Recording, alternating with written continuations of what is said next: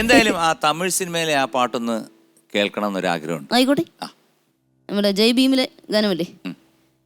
മണ്ണിലെ ഈറമുണ്ട്, മുൾക്കാട്ടിൽ പൂവുമുണ്ട്, നമ്പിനാൽ നാളെയുണ്ട്, കൈത്താങ്ക ജീവനുണ്ട്, എங்கே போனாலும் பொன்வானம் கண்ணோடு, எல்லை இங்கில்லை வாக்காலம் நம்மோடு, மண்ணிலே ஈரமுண்டு, മുൾക്കാട്ടിൽ പൂവുമുണ്ട്.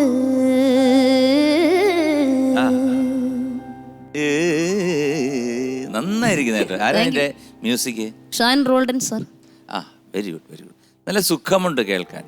ഇത് ക്ലൈമാക്സ് സോങ് ആണ് അല്ലേ?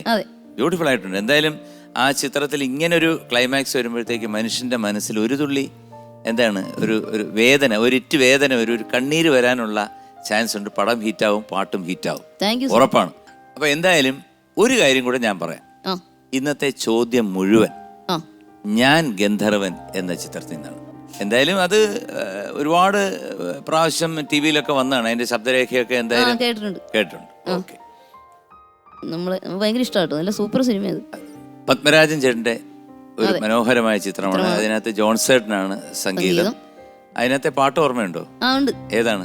ദേവാങ്കണങ്ങളുണ്ട്, ദേവിയുണ്ട്, പാലപ്പൂവയുണ്ട്. ഇതിലേത് പാട്ടാ ഇഷ്ടം?